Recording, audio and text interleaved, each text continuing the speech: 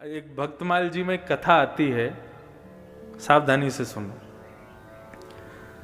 महाराष्ट्र के पंढरपुर में एक वैष्णव भक्त थे, उनका नाम था त्रिलोचन दास।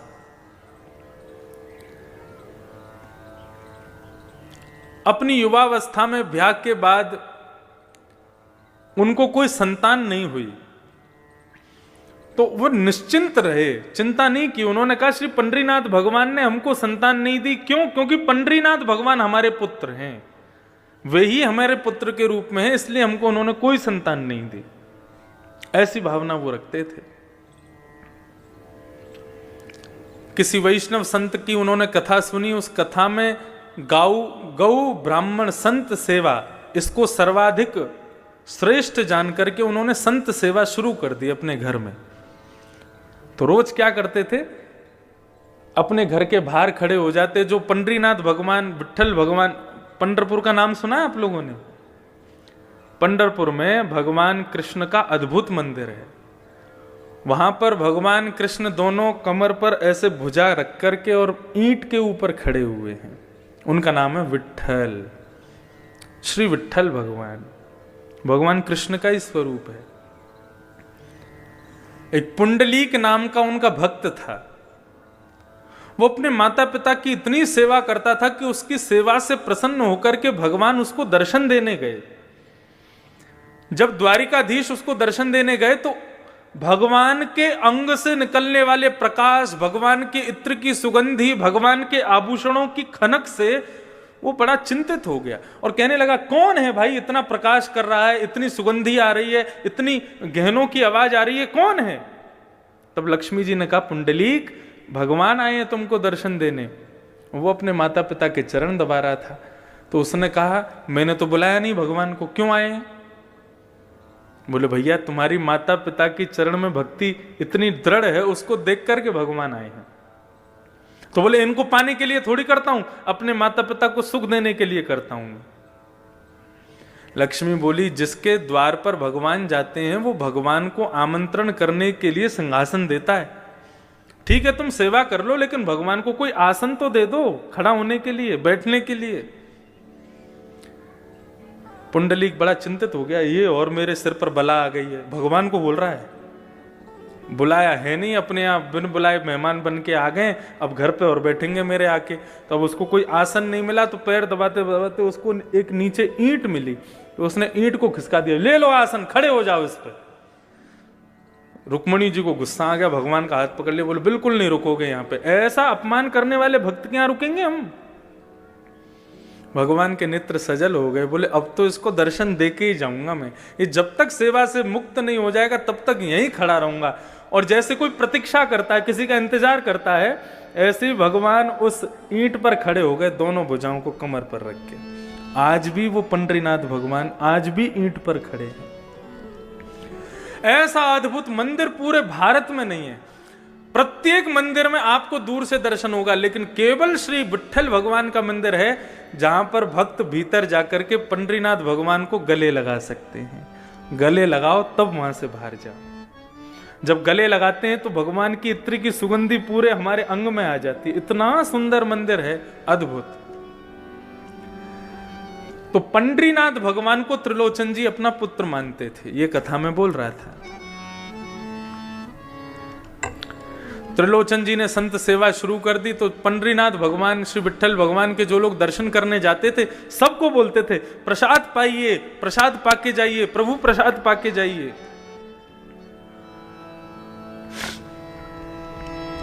अच्छा, एक मैं नियम आपको बता के जाऊं। इस कथा के जो मुख्य आयोजक परिवार हैं, इस कथा के रूप में हम आपको कुछ दे पाए नहीं दे पाए, ज्ञान दे पाए नहीं दे पाए, हमें नहीं पता आप कितना ले पाओगे या हम क्या दे पाएंगे। ये मन का भाव है और मन से एक भाव प्रकट हो रहा है। पूरी करने की जिम्मेदारी अपने ऊपर रखना भी नहीं। जो यजमान परिवार है उनसे कह रहे हैं हम भगवान पे ही छोड़ना, वही पूरा करवाएंगे, लेकिन हो सके तो इस नियम को आप शुरू करवा देना। क्या? इस कथा के बाद हर हफ्ते का एक कोई विशेष दिन, और उस विशेष दिन में भी यदि महीने की एकादशी का ही, एकादशी नहीं द्वादशी का ही दिन यदि आप लोग रखें तो गुना में एक दो घंटे का इसे प्रातःकाल ब्रह्म मुहूर्त में पूरा परिवार उठ करके एक छोटा सा अन्न क्षेत्र करे। राह पर चलते हुए जितने लोग हैं सबको गरम गरम खिचड़ी और थोड़ा बहुत कुछ ना कुछ, ये महीने में जब जब द्वादशी आवे तो द्वादशी के दिन ये एक नियम इस कथा के एक फल के रूप में आप प्रारंभ कर दीजिए। और मैंने पहले ही कहा उसकी जिम्मेदारी अपने ऊपर मत रखना, उसकी जिम्मेदारी ठाकुर जी पे ही छोड़ देना, बोले आप ही पूरा कराओ। हमें कम से कम ये सांत्वना रहेगी कि हमने अपनी कथा के द्वारा गुना में, और आपको भी एक संतुष्टि रहेगी उस कथा से हमारे गुना क्षेत्र में प्रत्येक द्वादशी को एक छोटा सा अन्न क्षेत्र चलता है। अन्न ब्रह्म है और उस अन्न का बल ही इतना तीव्र होगा, उस अन्न क्षेत्र का बल ही इतना तीव्र होगा कि वो अन्न ही इतना बल प्रदान करेगा कि इस जन्म क्या अनेक जन्मों तक, आपके कल्प कल्पांतर तक आपके परिवार का कोई भी व्यक्ति अन्न से वंचित कभी नहीं रहेगा। अन्न की कृपा सदैव उस पर बनी रहेगी। तो ऐसे सब लोगों को पूड़ी सब्जी है, खिचड़ी है, जो इच्छा हो, महीने में जब भी द्वादशी आवे, एकादशी के अगले दिन ये एक अन्न क्षेत्र छोटा सा प्रारंभ करो। और उसकी कृपा क्या होगी, उसका बल क्या होगा, वो भागवत जी आपको स्वयं दर्शन करा देंगे। ये आपकी सामर्थ्य के ऊपर है, रोज कर सको रोज करो, लेकिन द्वादशी को हो तो द्वादशी को करो, लेकिन ये अन्न क्षेत्र जरूर। परम पूजनीय प्रातस्मरणीय श्रीमद् भागवत के व्यास मंच की गरिमा जिन्होंने स्थापित की अनेकों वर्षों से, परम पूजनीय श्री डोंगरे जी महाराज, उन्होंने जहां जहां कथा शुरू की वहां वहां अन्न क्षेत्र शुरू कर दिए और आज तक उनके अन्न क्षेत्र चल रहे हैं। तो भागवत कथा का सबसे बड़ा मूल्य यही है कि व्यक्ति उस क्षेत्र में जहां भी कथा हो वहां अन्न और ज्ञान इन दोनों से कभी वंचित ना रहे, यही भाव। तो त्रिलोचन जी सबको बुलाते थे, प्रभु प्रसाद नाम रखा था अन्न क्षेत्र का, बोले सब लोग आओ प्रसाद पाओ प्रसाद पाओ। अब वो इतना स्वादिष्ट भोजन बनाते थे कि 100 से 200, 200 से 500, 1000, अब तो प्रत्येक दिन 5-5 हजार लोग भोजन करते थे उनके यहां पर। और बनाने वाले कोई नहीं, त्रिलोचन जी और उनकी पत्नी, दो ही लोग, परिवार में और कोई था नहीं, संतान थी नहीं। सेवा करते करते करते करते करते अति वृद्ध हो गए। अति वृद्ध होने के बाद में उन्होंने भगवान से केवल एक ही इच्छा रखी, प्रभु आपने हमें संतान तो दी नहीं, हमने आपको ही पुत्र माना है, लेकिन अब आपसे एक प्रार्थना करते हैं कि हम दोनों बड़े वृद्ध हो गए, हमसे भोजन बनता नहीं है, सबको पवाने में बड़ी दिक्कत होती है, एक कोई वैष्णव भक्त हमको कोई एक नौकर मिल जाए जो हमारे यहां पूड़ी सब्जी रोटी साग चावल ये सब बना दिया करे और संतों को परोसवा दिया करे, तो 2 से 3 हो जाएंगे तो सहजता रहेगी। तो दिन रात भगवान से ही प्रार्थना करते थे एक बढ़िया श्रेष्ठ नौकर मिल जाए, एक कर्मचारी मिल जाए हमको। तो एक दिन श्री त्रिलोचन जी बैठे थे, इतने में ही ऊंची धोती पहन करके, सर पर स्वाफा बांध करके, बड़ा सुंदर सुकोमल स्वरूप सांवला सा एक नन्हा सा बालक त्रिलोचन जी के पास में आ गया। त्रिलोचन जी को आगे प्रणाम किया, बोले हाँ बेटा बताओ कहां से हो, कौन हो, क्या है? बोले हम काम ढूंढ रहे हैं, तो काम मिल जाएगा तुमको यहाँ पे, लेकिन कर पाओगे हमारे यहाँ काम? बोले क्या काम करना पड़ेगा? बोले कुछ नहीं, सवेरे शाम रोटी सब्जी बनानी है, संतों को पवाना है। तो नन्हा सा बालक कहता है ये तो मेरा युग युगों का काम है, ना जाने कब से करता आ रहा हूं मैं। संत गौ ब्राह्मण की सेवा तो मैं जाने कब से करता आ रहा हूं। त्रिलोचन जी उसको देख के कहने लगे अभी तुम 6-7 वर्ष के तो दिखते हो, और तुम कौन से जमाने से करते आ रहे हो? अब वो कैसे बता मैं, वो तो भगवान है, भगवान तो हमेशा से गौ ब्राह्मण संत सेवा करते आ रहे हैं।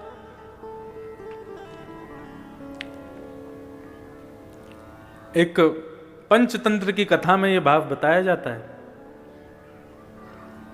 एक नदी के किनारे एक कुकर, ग्राम सिंह, जिसको साधारण भाषा में कुत्ता बोलते हैं, तो वो ग्राम सिंह गांव का शेर, वो ग्राम सिंह एक नदी के किनारे में रहता था, उसका पूरा परिवार उसके साथ रहता था।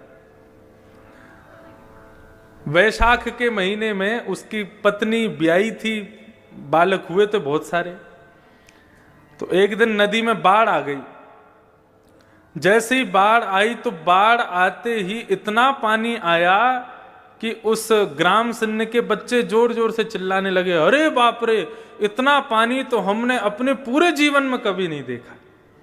तुम्हारा जीवन ही कितना सा, 1 महीना पहले तो तुम्हारा जन्म हुआ है, उसमें भी तुम क्या क्या देख लोगे। तो ठीक उसी प्रकार ये त्रिलोचन जी के पास में जो बालक आया वो कह रहा है मेरा तो जन्म जन्मों का काम है, ना जाने कब से करता आ रहा हूं। त्रिलोचन जी हंसने लगे, बोले अच्छा नाम क्या है तुम्हारा? बोले मेरा नाम अंतर्यामी है। बोले वाह, बड़ा बढ़िया नाम है। तुम्हारे माता पिता कौन है? बोले मेरे कोई माता पिता नहीं है। बोले अच्छा, हमारे यहां काम करोगे? बोले कर तो लूंगा, लेकिन शर्तें हैं मेरी। त्रिलोचन जी बोले क्या शर्तें हैं? बोले सबका भोजन मैं बनाऊंगा, लेकिन मेरा भोजन आपको बनाना पड़ेगा। सबके लिए भोजन मैं बना दूंगा, लेकिन मैं अपने हाथ का बना हुआ भोजन नहीं पाता। ठाकुर जी पूरे विश्व को अन्न प्रदान करते हैं, पूरे विश्व को दाल चावल रोटी सब्जी सब देते हैं, लेकिन ठाकुर जी का भोग हमको ही बना के रखना पड़ता है। ठाकुर जी बोले सबको हम पवा देंगे, लेकिन हमारा भोग आपको बनाना पड़ेगा। त्रिलोचन जी बोले ठीक है, छोटा सा बालक है, छोटा सा इसका पेट है, 2 रोटी में पेट भर जाएगा। दूसरी बात, बोले एक और शर्त है। बोले क्या शर्त है? बोले कि हम 2-4 रोटी नहीं खाते। बोले कितनी खाते हो? बोले 2 सेर आटे की रोटी खाएंगे हम। अब त्रिलोचन जी की पत्नी कहने लगी सेठानी जी, बोले कोई बात नहीं, पूरे दिन में तुम सबको हजारों लोगों को पवाओगे, 1-8 सेर आटे की रोटी हम तुमको खवा दिया करेंगे, कोई बात नहीं। बोले एक और शर्त है। बोले तीसरी शर्त क्या है? बोले तीसरी शर्त यह है कि हम जितना भी खावें आपको खवाना पड़ेगा। कभी अगर ये बोल दिया बहुत पेटू है, बहुत खाता है, तो मैं छोड़ के चला जाऊंगा, मुझको कभी टोकना नहीं।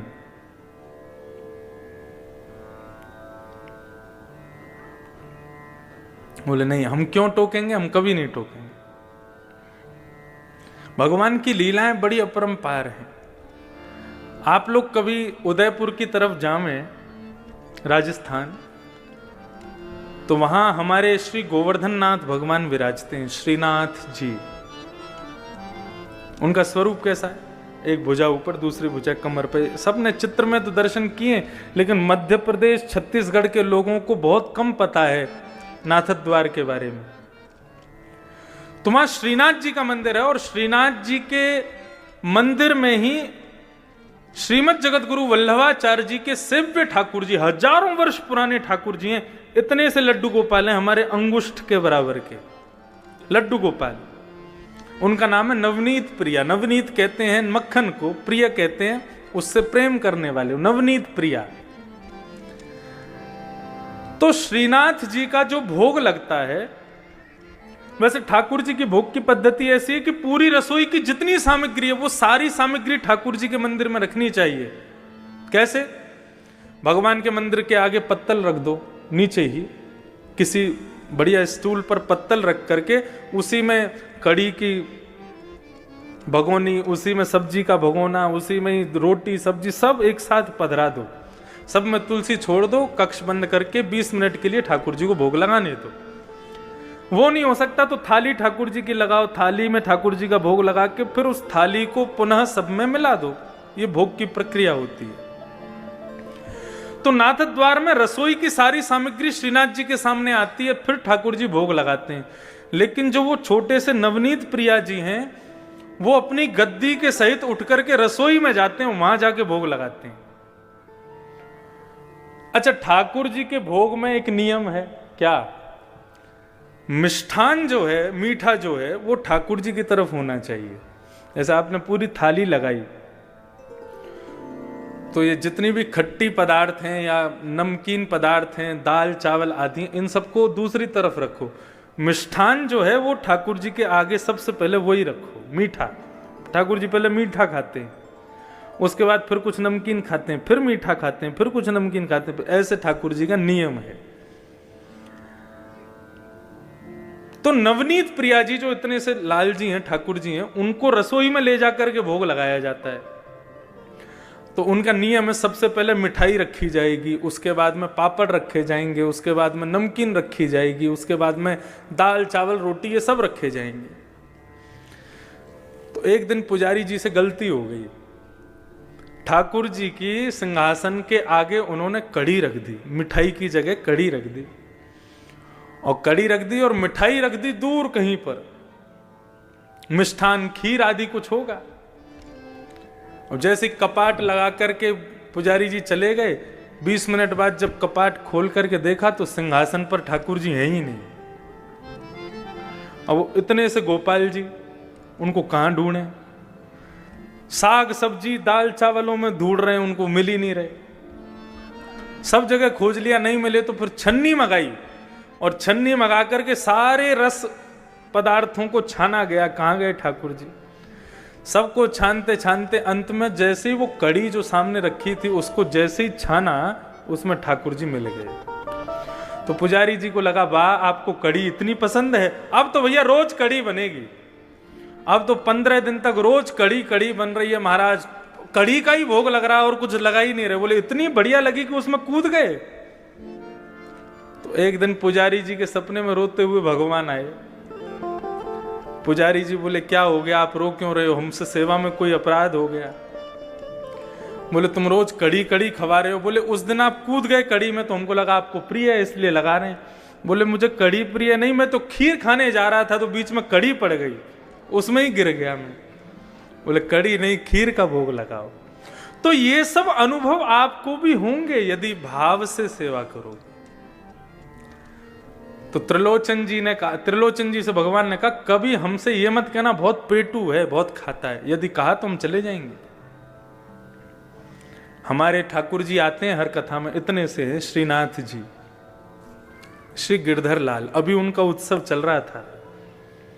अभी सुबह आस्था भजन पर भी वो चल रहा है 11 बजे से लेकर के 3 बजे तक। तो 11 से 1 बजे तक अपने घर पर आप कथा सुनो, भोजन पाते जाओ, और 1 बजे फिर यहां आ जाओ, 2 बजे से फिर यहां सुनो।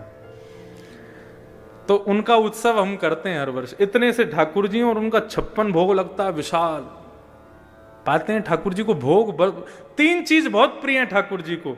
सबसे पहला श्रृंगार, अच्छे अच्छे श्रृंगार हों, अच्छे अच्छे अलंकार हों। दूसरा ठाकुर जी को प्रिय राग, कीर्तन कथा, ये सत्संग भजन, ये सब ठाकुर जी को प्रिय है। और तीसरा ठाकुर जी को प्रिय भोग। बस ये 3 ही सेवा के स्वरूप हैं, इसके अलावा कुछ नहीं करना। राग, भोग और श्रृंगार। तो त्रिलोचन जी बोले हमको कभी पेटू मत बोलना। बोले कभी नहीं बोलेंगे। अब तो महाराज भगवान अंतर्यामी ने सेवा करना शुरू किया। कड़ी बनाते हैं, सब्जी बनाते हैं, खीर बनाते हैं, पूड़ी बनाते हैं, रोटी बनाते हैं, अकेले बैठ करके बनाते हैं, और सब संतों को पवाते हैं, सबको पवाते हैं। सब लोग अपनी उंगली चाटते रह जाते हैं, ऐसा स्वाद।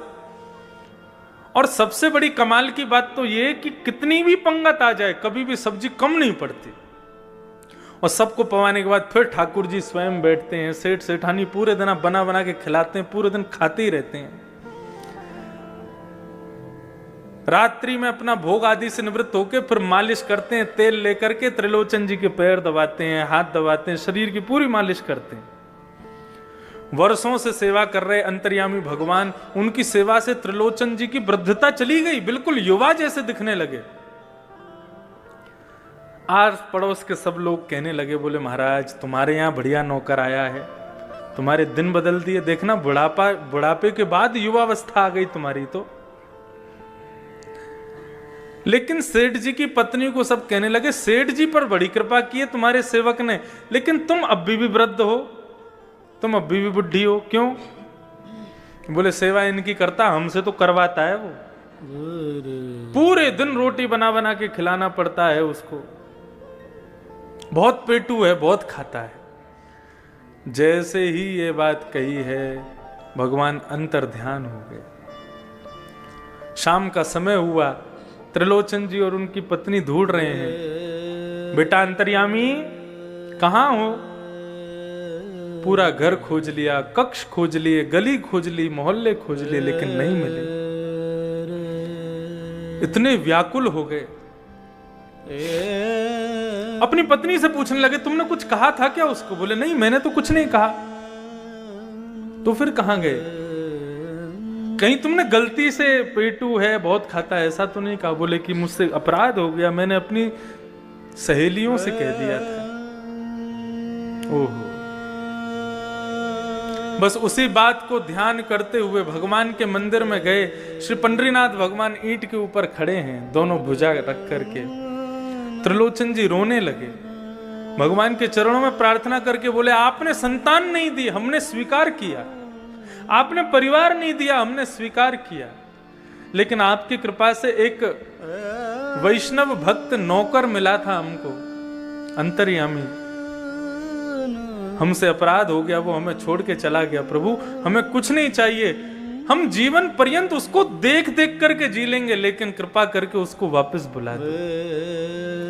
ऐसा कहकर के त्रिलोचन जी जैसे ही रोने लगे, भगवान से देखा नहीं गया और सामने खड़े हुए पंडरीनाथ भगवान ही अंतर्यामी के रूप में प्रकट हो गए और सेठ जी को अपने हृदय से लगा दिया। बोले गौ ब्राह्मण संत सेवा के लिए कोई सेवक आपके घर नहीं आता है।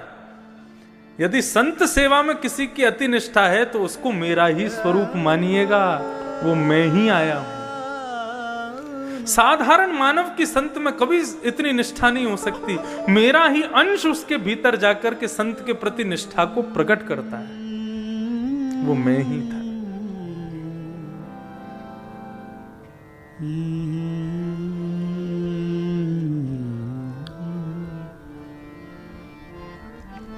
तो ठाकुर जी के प्रति ये प्रेम भाव, ये श्रेष्ठ भाव विश्वास के साथ प्रकट होगा। तो भक्ति के 3 सूत्र में बता रहा था, विश्वास, दूसरा संबंध और तीसरा समर्पण। ये 3 चीज कर लो बस।